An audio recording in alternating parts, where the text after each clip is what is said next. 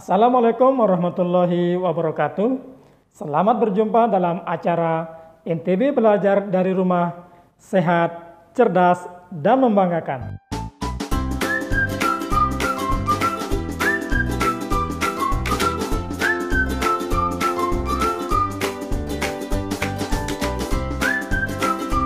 Pada kesempatan ini, saya akan menyampaikan materi tentang menulis surat lamaran pekerjaan.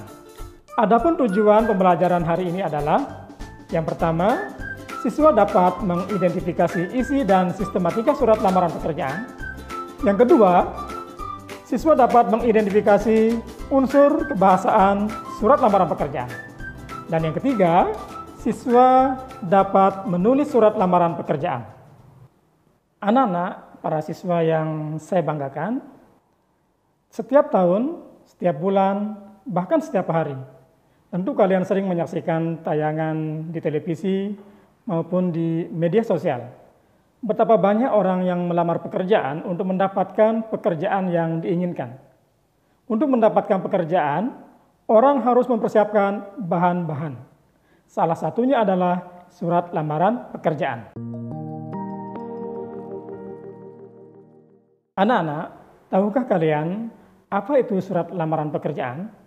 Surat lamaran pekerjaan adalah surat yang ditulis oleh seseorang untuk orang atau pejabat di suatu lembaga atau instansi pemerintah maupun swasta untuk mendapatkan pekerjaan atau jabatan.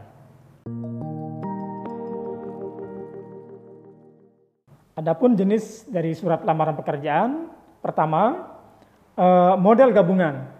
Model gabungan ini surat lamaran pekerjaan yang digabungkan dengan riwayat hidup.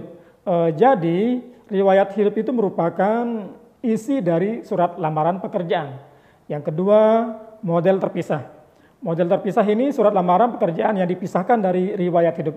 Di sini, riwayat hidup merupakan lampiran dari surat lamaran pekerjaan. Selanjutnya, isi surat lamaran pekerjaan. Yang pertama, sumber lowongan pekerjaan dan posisi atau jabatan yang diinginkan. Nanti sumber lowongan pekerjaan itu dari mana? Bisa diperoleh dari media cetak, koran atau surat kabar, dan bisa juga diperoleh dari media sosial. Yang kedua, isi dari surat lamaran pekerjaan adalah data pribadi. Data pribadi ini isinya nanti identitas dari si pelamar. Dan yang ketiga, isi dari surat lamaran tersebut adalah lampiran-lampiran. Nanti isinya lampiran-lampiran itu data-data yang mendukung surat lamaran pekerjaan seperti surat pengalaman kerja, fotokopi ijazah, dan lain sebagainya. Ya, selanjutnya sistematika surat lamaran pekerjaan. Yang pertama, tempat dan tanggal penulisan surat. Contohnya Mataram, 8 Agustus 2020. Mataram menggunakan huruf kapital dan bulan juga menggunakan huruf kapital. Yang selanjutnya, yang kedua, lampiran dan perihal. Lampiran 4 lembar, perihal lamaran pekerjaan. Lampiran harus ditulis utuh, tidak boleh disingkat. Dan 4 lembar, kata 4 itu tidak boleh ditulis dengan angka. Sistematika yang ketiga adalah alamat surat. Contohnya, yang terhormat Direktur PT Sumber Jaya, Jalan Selaparang, 67, Cakranegara, Mataram. Di sini ada aturan tertentu dalam menulis alamat surat lamaran pekerjaan. Tidak menggunakan kata Bapak, atau tidak menggunakan kata sapaan bapak atau ibu, langsung ke jabatannya.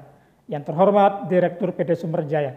Dan kata jalan tidak boleh disingkat dengan menggunakan kata JL atau JLN. Yang keempat, salam pembuka. Contohnya dengan hormat diberikan tanda baca koma. Setelah itu alinea pembuka. Contohnya berdasarkan iklan yang dimuat di harian Lombok Pos tanggal 8 Agustus 2020 bahwa PT Mandalika membutuhkan beberapa karyawan di bidang pemasaran. Dalam alinea pembuka ini, Bahasanya harus singkat, jelas, komunikatif, dan lebih sopan. Yang keenam, isi.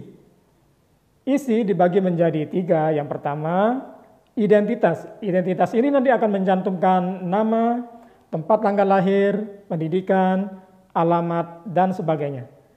Yang selanjutnya, maksud dan tujuan.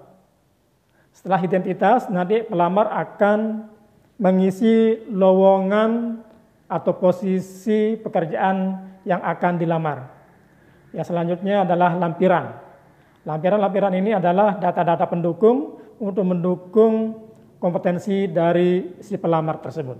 Ya, sistematika surat lamaran berikutnya adalah penutup. Contohnya, demikian surat lamaran ini saya buat atas perhatian Bapak atau Ibu. Saya mengucapkan terima kasih. Jadi penutup surat lamaran ini harus yang kalimat efektif, bukan kalimat yang berlebihan. Selanjutnya, sistematika surat lamaran yang ke-8 adalah salam penutup. Contohnya, hormat saya yang diakhiri dengan tanda baca koma. Sistematika surat lamaran yang terakhir yaitu tanda tangan dan nama terang. Dibubuhkan tanda tangan oleh si pelamar dan nama yang jelas dari si pelamar. Kebahasaan surat lamaran pekerjaan. Yang pertama, menggunakan bahasa yang baik dan benar. Baik sesuai dengan etika berbahasa kita, benar sesuai dengan kaidah ejaan bahasa Indonesia. Yang kedua, menggunakan kata-kata yang sopan. Yang ketiga, menggunakan kata pengantar yang jelas, singkat, informatif, dan tepat sasaran. Yang selanjutnya, menggunakan tulisan yang bersih, mudah dibaca, dan sesuai dengan kaidah ejaan. Baik, dari paparan sebelumnya dapat kita simpulkan bahwa menulis surat lamaran itu menggunakan beberapa teknik. Yang pertama, surat lamaran harus ditulis dengan menggunakan bahasa yang baik dan benar. Yang kedua, menulis dengan susunan dengan format yang rapi. Yang ketiga, melengkapi data sesuai dengan keperluan. Yang keempat, melampirkan data pendukung. Nah, untuk mengakhiri pembelajaran hari ini, saya akan memberikan latihan menulis surat lamaran pekerjaan. Perintahnya, buatlah surat lamaran pekerjaan berdasarkan iklan berikut.